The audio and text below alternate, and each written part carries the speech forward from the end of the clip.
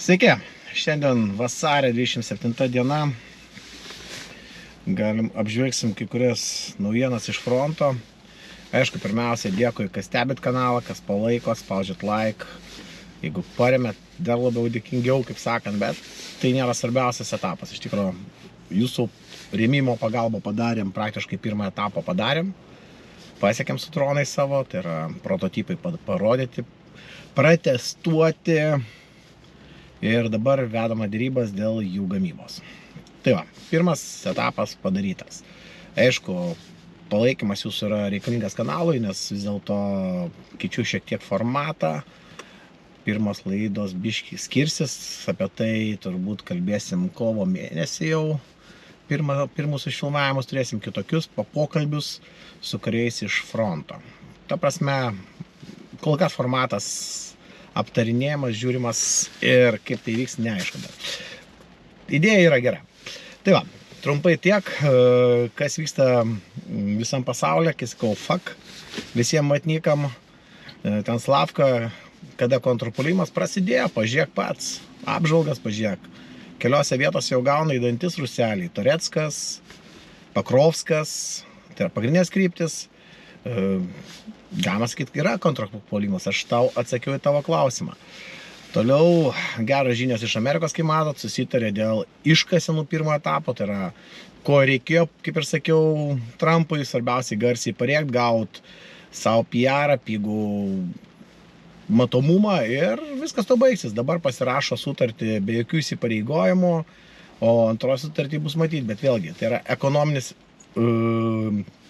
būtent JAV interesas atsiranda. Galima ir neturėti jokių saugumo garantijų, jeigu tai yra ekonominis interesas, tai bus palaikymas. To užtenka Ukrainai pilnumoje, tai vat, kai sakau, pradės to įkaukti mūsų VT ir Rusija, kuri jau dabar bando įlįsti taip pat iššikna Trumpui, bet Trumpas šitą žaidimą, manau, išlaikys, tai ką ir sakiau. Nereikia skaityti tų visų tokių būrimų iš tirščių, kavos tirščių. Tiesiog palaukim, pažiūrėkim, pasiemam popkornus, tai ir stebim. Ta ir darau. Todėl į diskusijas tikrai nesileisiu šitoj vietoje. Buvau ten pažadėjęs, kad keliems atsakysiu į keletą klausimų, kurie buvo užduoti jūsų. Aišku, man labai patiko, tikrai klausimai įdomus. Tai jeigu, man atrodo, turiu.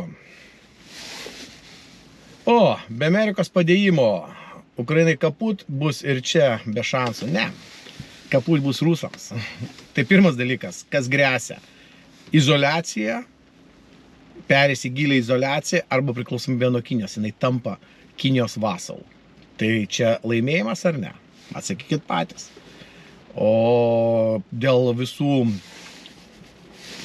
sankcijų tikrai ekonomika Rusijos nėra gerai. Pažiūrėkit, kas fronte dedas. Jau arkliukai pasirodo kaip logistiniai dalykai, asiliukai, su motoblokais važiuoja. Nežinau, ar matėt ukrainietį jojantį logistiką nešantį ant arkliuko, asiliuko arba su motobloku važiuojančiu. Nu ne, atleiskit. To dar nemačiau. Tai klausimas, kam kaput?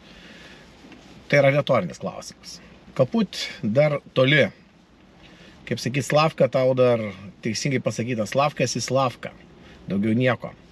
Taip. Toliau. O, kaip kariaujantis ukrainiečiai reaguoja į Trumpo pasisakymus? Kaip reaguoja į norą padaryti naujus prezidento rinkimus ir jei Zelenskis išeitų iš posto, ar yra pakaita Zelenskiui? Taip atsitiktų. Ačiū Žažulo, norėtųsi dažniau. Dėkui auksinis kardas. Ką aš galiu pasakyti? Fronte kariai nesivėlė iš vis į šitą dalyką. Net, kai sakau, neklauso tų visų pamastymų, būrėjų iš kavos tirščių. Tiesiog jie daro savo darbą, jie žino, ką jie daro. Jie pasakė, mes kariausim iki paskutinio. Tai klausimas, sustabdymas ar įvyks. Ten, kas stovi motyvuoti žmonės, eis iki galo. Tai mano turbūt atsakymas aiškus ir jų atsakymas taip pat yra aiškus. O kaip reaguoja į norą padaryti, tiesiog, vėlgi, jie nepolitikuoja. Bus rinkimai, rinks. Zelenskis atsitrauks. Zelenskis taip turėjo žemus reitingus. Šiai dienai viso šito bardako dėka Zelenskis turi tikrai visai neblogą palaikymą, sakykime, auditorijos. Išaugo palaikymas. Parodimas, kad turi kiaušus. Ta prasme, tai, ką padarė pirmą karo dieną, vasario 24 rytą, 22 metais, tai ir dabar. Taip, ne tokie patys aukščiausi reitingai, bet jie pakyla. Dėka Putino, dėka Trumpo, kai sakant, jūs nurašėte. Taip, korupcija yra tenai, nieks neslėpia. Bet su jie kovojama. Pas mus dar ir dabar turbūt korupcija yra. Kaip matot patys, 3 korupcionieriai dar sėdi Kauno izoliatoriuje. 2 tiksliau politikai. Vienam iš atėmė ordino mūsų prezidentas. Tai parodo, kad mes dar dabar turim korupciją. Su jie ta prasme, nesibaigia. Tai ką jūs norit kalbėti apie šalį, kuri 10 kartų didesnė. Daugiau negu 10 kartų. Pagal gyventojų skaičių. Taip, korupcija klesti. Bet su ją kovojama. Užtruks laiko. Tai manau, visi mes tą suprantam, kurie analizuojam tą dalyką ir tai nepasidaro per dieną. Pažiūrėkit, kada kyšius nustojo policijai. Dabar pabandykit pasiūlyti. Bylą užsitrauksit iš karto. Tai va, jums turbūt atsakymas į tai. Taip, galiu pasakyti trumpai. Kariai laikysis to nurodymo, kad kovoti iki galo ir sutriuškinti Rusiją. O kas yra pergalė, kai manęs klausia, aš atsakysiu labai paprastai. Pergalė tai nereiškia išeiti į 21 metų sienas. Pergalė yra Ukrainai. Sustabdyti karą, turėti stabilią taiką ir statyti ekonomiką. Tai bus pergalė, ką turėjo Suomija. Suomija irgi prarado daug teritorijos. Jie pralaimėtojai ar laimėtojai šiai dienai? Aš manau laimėtojai. Nes dalis iš jų suvatnikai ten važiuoja, tie patys rusai ten važiuoja. Nes ten patinka, ten gera. Nes įsivyščiusi šalis. Tai va tokia ateitis laukia Ukrainos. Pavydėkit. Tai va, jeigu dabar grįžtant atgal prie žemėlapio, pradėsim nuo Kursko. Taip, turim didžiausia problema, tai yra logistika šiai dienai Kurske. Su tuo, ką susiduria ukrainiečiai, to nieks neslėps, kai sakyti, jie patys deklaruoja, didžiuliai nuostoliai yra būtent kelyje į Kurską, biškį šoną nuvažiavau, tik to. O tai va, šitame kelyje. Realiai yra 3 vietos, tai yra viena vieta, tokia sudėtinga, antra vieta ir jeigu aš neklystu, šičia. Esmė ne tame, kad šitam ruože dažniausiai patiria apšaudymą konvojai, logistiniai konvojai. Tai čia dirba Rusijos pajėgos, būtent FPV dronų pagalba ir daug su šviesolaidiniu kabeliu. Tai jau tokia situacija yra šitoje vietoje, aišku, su tuo bando kovoti, bet yra kaip yra ir čia nepadarysi. Čia ir nukentėjo mano pažįstami vieni žurnalistai iš Prancūzijos, bet, kai sakau, viskas gerai, kad kas baigėsi gerai žurnalistams, bet prie to nukentėjo kariai. Todėl, kaip ir sakom, kad lysti čia nėra prasmės. Hebra, pasirūpinkit savo evakuaciją, o 200 išneš. Taip, to nebuvo pasirūpinta, reiškia, daug dėmesio buvo atitraukta nuo karių, tuo metu galbūt kažkas irgi žuvo, kadangi jam nebuvo suteikta pirmoji pagalba. Bet čia yra karas ir yra taip, kaip yra. Toliau, vėlgi, pagrindinti šitą liniją, čia įsitvirtinti šiai ant sienos.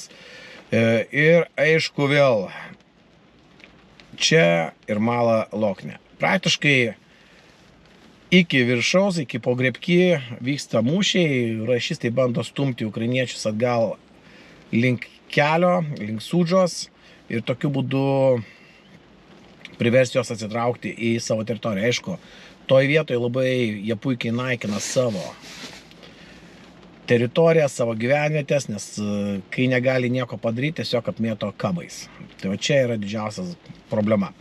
Toliau mes turime šiokius tokius pasikeitimus pogrebki gyvenvietėje, ją ukrainiečiai prarado, teko atsitraukti, nes tikrai metamos čia yra didelės pajėgos. Tai vat, kur turi iniciatyvą šiai dienai visame fronte, sakyčiau, būtent šitoj vietoje. Tai šitoj kryptyje, tai rašistai turi didelę iniciatyvą ir ją matom, kad spaudžia. Bet viskas gerai, kad tai kariaujama Rusijos teritorija, o ne Ukrainos teritorija. Toliau, jeigu žiūrėsim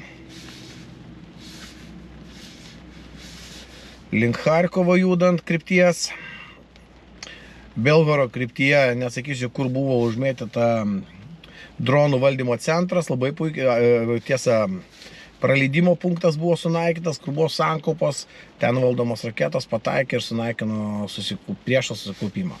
Labai puikus darbas, taip pat valdomis bombomis sunaikino valdymo centrą, valdymo postą, galima sakyti, drono.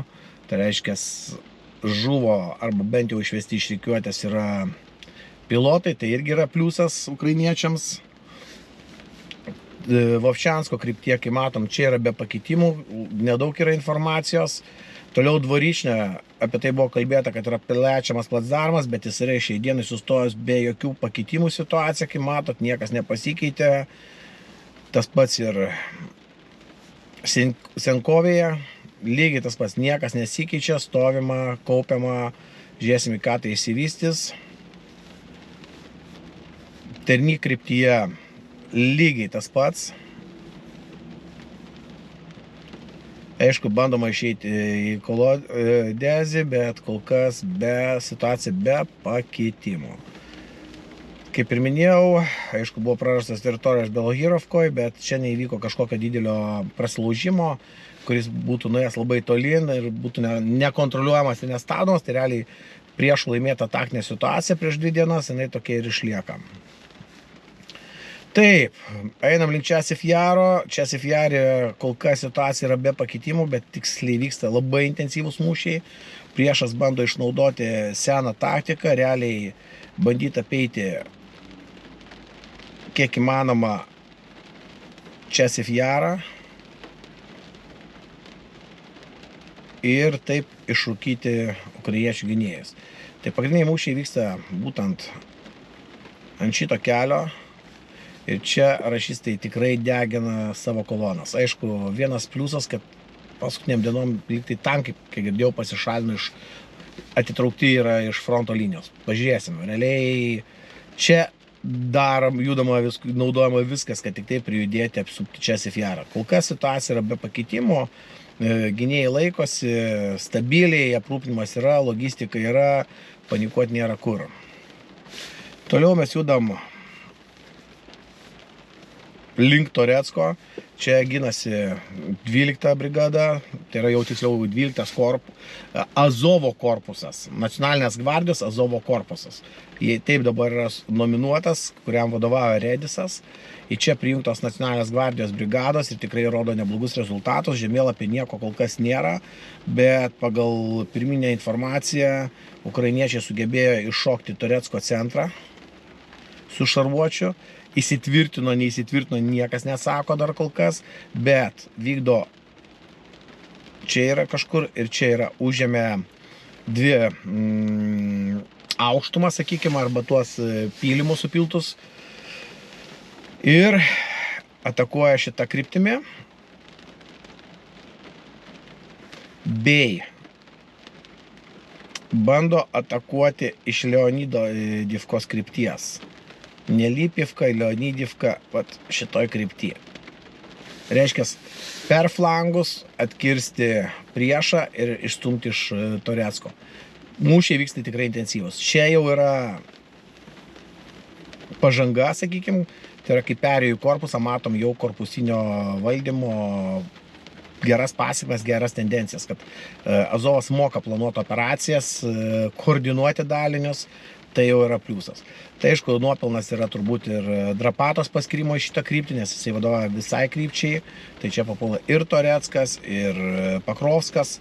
Ir, kai sakyti, Pakrovskai iš vis yra geros žinios, atkovotos teritorijos ir ne viena teritorija atkovota. Tai jau tiksliau atkovota, įsitvirtinta ir iš kai kurių netgi išstumtas priešas. Tai va čia yra tikrai geros žinios. Frontui, tai va ką mes turim, tai dabar turim tokią situaciją būtent Toretske, kur stebima, ten tikrai įtampa yra aukšta, kaista viskas.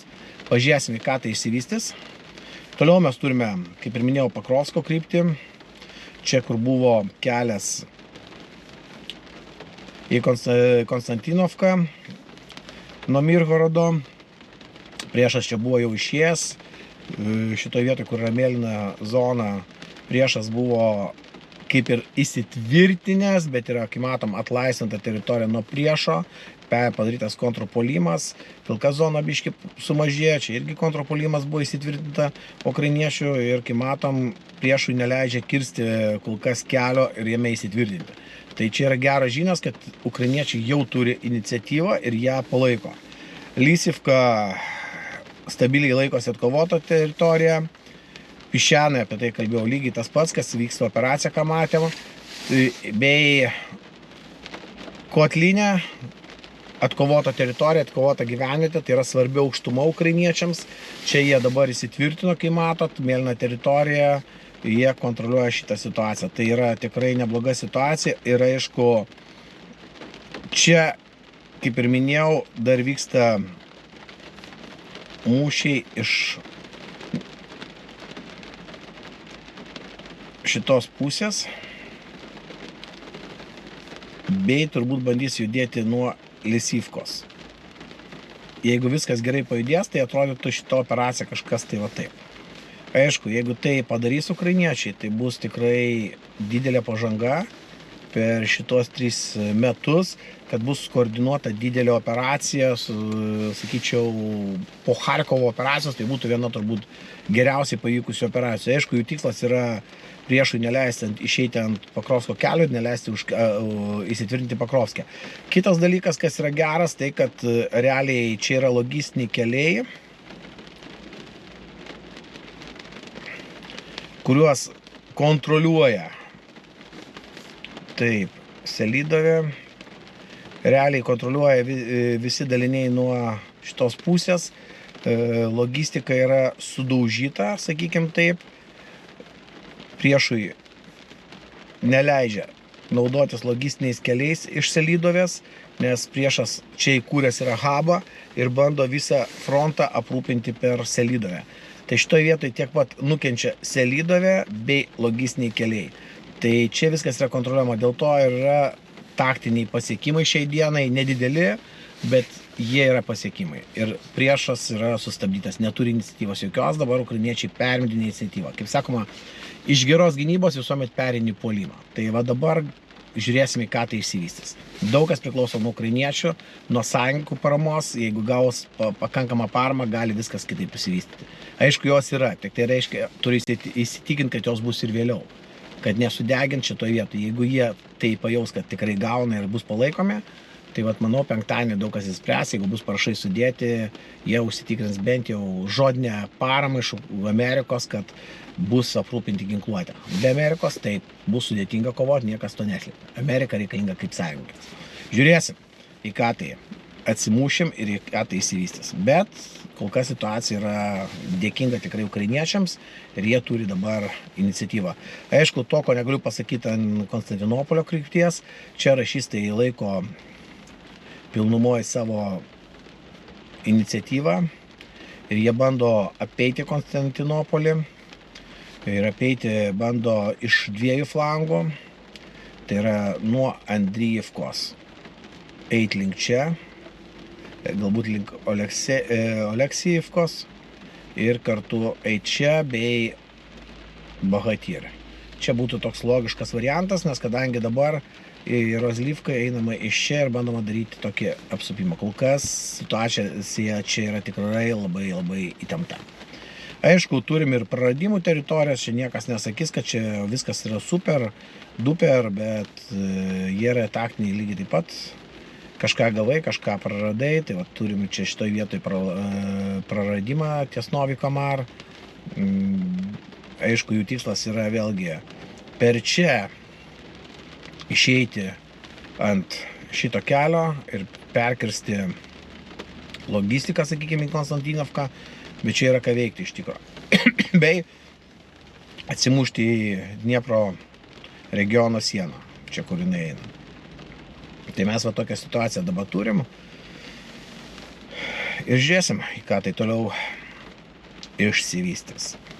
Kai matom, toliau visur situacija yra be pakitimų, frontas laikosi, teritorijos laikomos, ukrainiečiai stabiliai laiko, galima sakyti, stabilizavo kritimus savo, ten, kur buvo prarastos teritorijos dėl savo pajėgumų neišlaikymo arba dėl trūkumo pajėgumų. Aišku, davė rezultatą būtent krypties vado pakeitimas, tai yra tikrai stiprus matosi pasikeitimas, nes didžioji daugumoje jau ukrainiečiai perima iniciatyvą, pasikeitė valdymas, vėlgi pakeista struktūra dalinių, kas buvo brigadinis, dabar yra korpusinis. Aš sakyčiau, labiau primena divizijos valdymą, nes korpusas priklauso pulkai brigados, divizijos, o čia yra iš brigados ir tiesiai korpusas. Nu, tiek to, jie pavadino korpusu, tegul būna korpusu. Tai va tokia situacija šiai dienai turim fronte. Dėkui dar kartą, kad stebit kanalą, kad palaikot, rašot, remiat. Ir viskas. Iki sekančio.